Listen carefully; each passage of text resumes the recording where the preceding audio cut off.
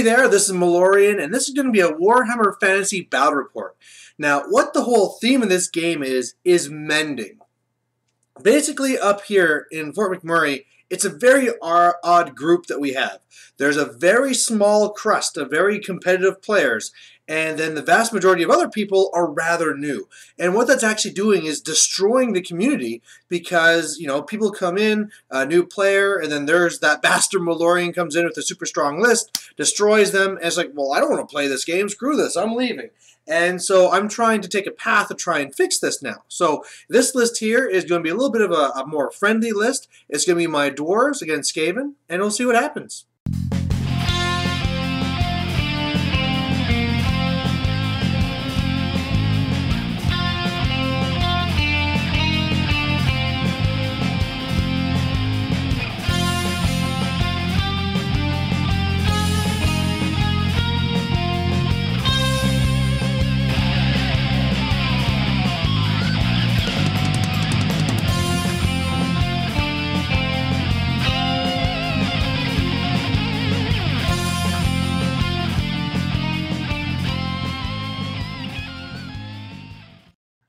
Alright, so starting from the left here, he's going to have 35 slaves, and then he's going to have a big huge horde here of 18 rat ogres, and this is the same guy I played against last time that ran this, and listening to your guys' comments, he has Squeal in there. So these guys will have another attack, so each guy now has 5 strength 5 attacks.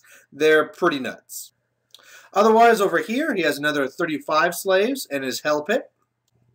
And then finally over here, he has his Storm Vermin, and he has Queek, so all these guys are weapon skill 5 and strength 5 with their halberds. He also has a BSB and an Engineer. For my side over here, by the way, the game we're playing is just the regular pitched battle is what we rolled. And over here I have a Dragon Slayer, 10 Quarrelers, and 20 Warriors with shields. My leader and only character is going to be this one Thane. He's going to have, 1+ armor, +1 strength, and the Master Rune of Challenge. And what that means over here is we have then another Dragon Slayer, a Cannon, Bolt Thrower, 20 Warriors with great weapons, another 20 Warriors with shields, 10 more Quarrelers, 20 more Warriors with great weapons, and then 1 Organ Gun, 1 Grudge Thrower, and 1 Flame Cannon. We do have some magical terrain here. On the far left, that one castle thing was the Grail Chapel. That little swamp there is the one where if you fail initiative test, you lose D6 models. The skulls and throne thing, that's actually, I don't know where all the buildings went, so that's actually a building up there. And then the whole fulcrum there on the right, that's actually the Idol of Gork inside that little evil town there, a couple of buildings and some walls. So overall, one of the weaknesses I saw in his deployment is that he has his rat ogres far away from his general and BSB. So this is going to let me do 2 things. One, I can actually try and frenzy bait him and hopefully have him lose a few turns like that. 2, if I can shoot down all of his handlers, he then suffers from stupidity and he'll be in a rough spot. And then worst case scenario, I'm hoping to do some building tricks. And so when he finally gets near me, just hop in the building and kind of waste his time. Clearly in the center here, I really need to shoot and deal with that hell pit. Not really too worried about the slaves there. And then really what's going to be is trying to deal with these super storm vermin. And really the hope is just to kind of whittle them down and then use the Master in a challenge to get off a flank. One of the things that looking at my list, it does look like I have a lot of war machines, but I have no runes except for the flaming on the cannon. So, there's the bolt thrower, but bolt throwers are, grudge throwers are normally pretty crazy when they're strength 5 and I reroll the scatter, but now it's just a regular stone thrower, strength 3, and the flame cannon's a flame cannon. Alright, so he wins first turn, and he really just moves up. The Hell Pit Abomination just rolls a 5, so it doesn't go very far at all. For his spells, he has a level 2 there, who is going to be having Crack's Call and the Howling Gale or whatever. And so I let him get off the Crack's Call because he's far enough away. I shouldn't need to worry about it. And then he gets off Howling Warp Gale. On my turn, I try and shoot down his Hell Pit, and I roll a 1 to wound, so much for that. And overall, I did basically nothing. You know, the flame cannon would have to roll really far, so it didn't get anywhere. I'm -1 to shoot, so that didn't really do much. I was out of range for shooting with the organ gun onto his hell pit, so I had to shoot on his storm vermin, rolled a 2, re-rolled it, got another 2, so really didn't really do much in this shooting phase. And you know, I'm not overly worried, but I'm a little bit worried. So on his next turn, turn 2 here, he fails that frenzy test I was talking about and fails the charge on my warriors, so that's nice. Otherwise, his slaves go into my Dragon Slayer, and I you know, put myself in the board edge, so I'll only be fighting 4 of them. Otherwise, over here, he has a miscast, so he gets off the Howling Warp Gale again, but with the miscast, he kills 4 Storm Vermin, so he's killing more than I am. And otherwise, it's pretty simple. I mean, he's just kind of moving up. His Hell Pit Abomination rolled a 12, so it's catching up with the rest of the army. I really need that thing to go down now, and it's really a thing where this is the time where I need to pop the trap onto the Storm Vermin, but I have to worry about that with that Hell Pit Abomination in there wrecking my day. So on my turn, I charge in my Slayer here, just to kind of lock him down. And otherwise, yeah, I'm just really setting up here. So I reform with the unit that has my Thane, so that he's going to need to roll a 9 to get to me when I force him to charge or flee with the Master Runa Challenge. Otherwise, you can see the other units are kind of wheeling around to try and get to the flank. And then with shooting, I hit the Hell Pit Abomination, and I do 6 wounds. So bam, 6 flaming wounds, it's gone. So that is a huge threat off the board and a big sigh of relief for me. Otherwise, all the rest of the shooting goes into the Storm Vermin, and I do okay. I kill a fairly good number of them, so that now I should be all right. And of course, in the Slayer combats, I kill a few guys. He can't do wounds to me. Over here, he fails Frenzy again and fails the test. So yeah, he's really paying the price for not having these guys near his general. Otherwise, over here, I do the Master Runa Challenge. He's forced to challenge or flee, or charge or flee, sorry, and he fails. So this is great. I kind of hope to be a little bit further so that those shield guys be on the flank. But hell, you know, with how much guys he's lost, I can just charge with everything. So overall, this is what it looks like, and I'm feeling pretty good. You know, the whole Rat Ogres, they've been pretty slowed down.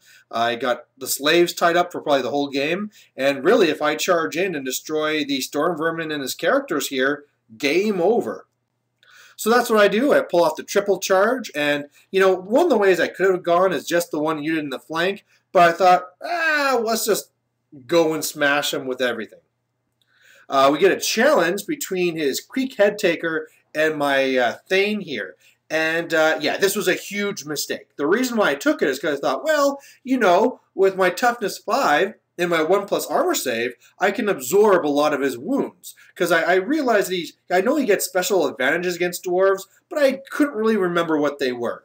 Then I got reminded after that he's basically going to hit me on a 2+, wound me on a 2+, and I get no armor saves. So this was a huge mistake. So yeah, he kills my general there and gets several points of overkill.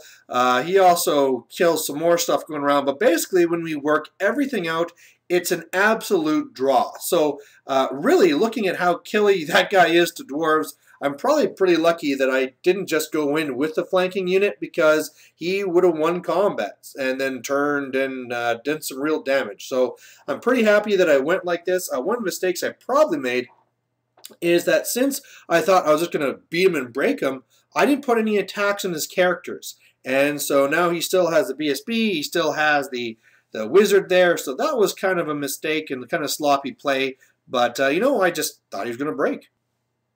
So overall, in his next turn here, his Rat Ogres, I really hoped, because I put my guys in the building there, that he would come after me, because really, I'm not really worried about 3 Rat Ogres, you know? They might do some damage, but then when it's serious, I'll just go out the back door and I'm fine.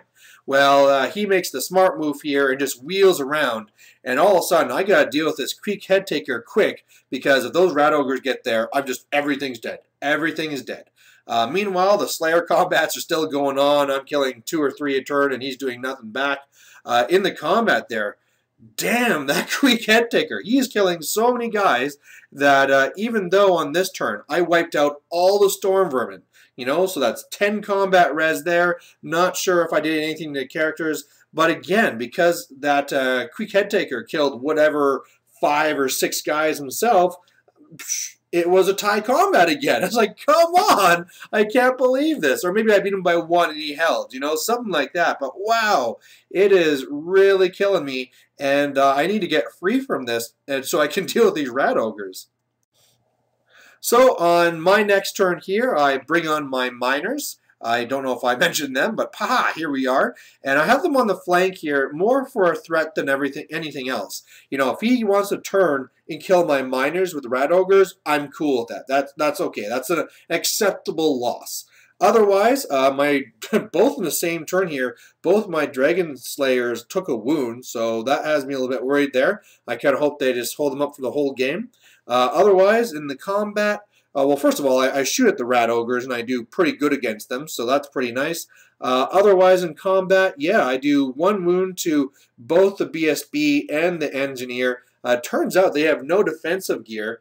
Something else I should mention is that the one thing that the engineer does have is a Skaven brew, and he had rolled a 1, so he just lost a couple of guys for it. So yeah, they don't really have anything. Really sucks that I didn't kill them, but yeah, I just still can't break these guys. I think this time I beat him by 2 or something, but he held, and so it's just come on, just die already. So on his turn here, he thought about charging, but it was kind of a long charge, so he decided just to march up, but he failed his march test. So with that, he just went up to 6. I can now go after him with the rear with my miners, even though it's kind of dangerous. In the Slayer combat on the left, I'm still holding out there, but in the Slayer combat here, you can see that I now am dead, and now these slaves are here too. And even, you know, if those guys charge in and add just their ranks and charge and hill bonus to the combat here, I'll be in a lot of trouble. Meanwhile, he rolls his attacks and he puts Queeks into the shield guys, and that I really like that idea. Or was it against, oh no, he put against the great weapon guys, but just didn't roll that well. Had really bad dice. And so I actually had some guys left. I was like, okay, 2 attacks on the BSB. Let's kill this bastard. Double 1s. I said, oh, come on. But either way, I believe in this one here, I think I lost this combat. But luckily, all the units held. And yeah, this game is getting a lot more dicey than I expected. So on my turn here, the miners charge in to the rear. The way it works is that I'll line up with Squeal and these 2 other guys, and then basically 2 rat ogres can also slide back to fight as well. So that's a little bit dangerous. I'm now wishing I hadn't killed so many handlers, but I should still be okay with all the combat static res. So the way everything works out is I do a lot of shooting into the slaves, bring them down to 10, and they hold. In the combat there, he actually killed 6 of my guys, which had me kind of worried, but he did break, even with the re-roll. And, you know, I rolled a 7, which goes down to a 6. He rolled a 6. I was like, yes, I got so many points. But I forgot that Skaven get +1 to run away, so he gets away. But either way, this is turn 5, so he can rally on his turn 6, but it's not going to be that big of a deal, right? At least, you know, the danger is averted, and it's all about this main combat here now, where I was able to kill his BSB, so that's nice, but again, he just keeps on slaughtering my guys, and I'm just hating this Queek head taker. He has the armor where if he fails, or if he passes, it bounces back and does a strength 5 to you, so that's lost me a couple of guys, but he's down to 1 wound now, so that should be pretty good. So on his turn 6 here, he charges in the slaves, and I think that was a pretty big mistake for where he put them. Where he should have put them is into the flank of the other great weapon guys, because then I wouldn't have really any return attacks, and it's just all the extra combat res. Where it is here, all these great weapons that weren't going to attack now get to kill a bunch of slaves. So a little bit of mistake there, but eh.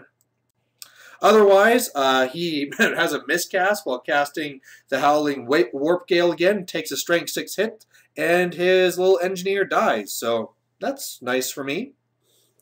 Otherwise, what happens here is that as Rat Ogres rally, I'm able to... It actually didn't matter with the slaves, because what happened is that I actually killed Queek Headtaker in combat. So after that, I also did like 8 wounds to the slaves. They explode, didn't do any wounds, and yeah, at this point, it's now looking pretty bad for the Skaven. So on my turn, I basically have the Slayer that fights on the left, and all I do is shoot the main unit here just to kill Squeal, and that's the game. And this is just showing over here that, you know, these little 50-point Slayers, this is what I love them for, right? They're just 50 points, but they're toughness 5, and against these little blocks of strength 3, I can hold them up the whole game. So, you know, 1 Slayer died, but I'd say they did their job. So victory to the Dwarves, and, you know, for the way it went, it was like, yeah, all my plans went through and everything was going great, and then all of a sudden just not knowing how killy that special character was made it so it was much more of a game than it originally looked to be. Even though I kind of took like a kind of a weaker list and was hoping that with that we would have a lot more of a happy game and all that stuff, more fun and enjoyable game. Unfortunately, at the end of this one, my opponent still didn't really enjoy it because, you know, his big Rat Ogres, it's so many points, but they just really didn't do much, right? What did they do the whole game? They got 0 points. They came in, failed some charges, got charged in the rear, and then got away? You know, like, yeah, they didn't give up any points, but I guess they did for the Squeal, so that wasn't that great. He was a little bit upset, or disappointed is a better word, that his Helped Abomination died to the cannon, but that happens, right? If I wanted to roll that 6, you know, and that Helped gone to combat, it could have really messed things up even more. So, you know, I got a little bit lucky there. These things happen, but the good thing is that after we had the little talk about, you know, what could he have done different, you know, instead of taking that special character as well as he did, you know, maybe instead of, we could still have them there, but a big thing missing was the Gracier, because that Gracier magic is huge. And the whole idea that an army like mine going up against Dread 13th, it's a lot of trouble. And I mean, there's so many points locked into those Rat Ogres that if they're away from the general, and if you're up against someone who knows how to handle them, you're just not going to get your worth. Whereas instead, if all those, God, I don't know, like 900 points with them and Squeal, if that would have gone into more units of slaves, and then, you know, different warp lightning cannons, and all these other support units, or maybe a big unit of the plague monks and stuff, you know, all of a sudden that would have been a lot more effective and harder to deal with. So the good thing is hopefully coming from this, it's going to get better. He's actually thinking maybe just saying, you know what, maybe Skaven isn't for him. He might go to his empire. But the good thing we're going to try and do here, and I'm trying to link this back to the whole idea of bringing back up the community, is we're actually going to be running a league here where it's not really your normal tournament, right? Where, oh, okay, I play you, I won, okay, then I beat you, I win, I go to the finals, whatever. It's actually, wins and losses have nothing to do with it. Everyone scored on 10 points. It has more things to do with actually playing the game and playing in all aspects. So is this something like, you know, playing the game gets you the 1 point. Playing and rolling a scenario, that gets another one.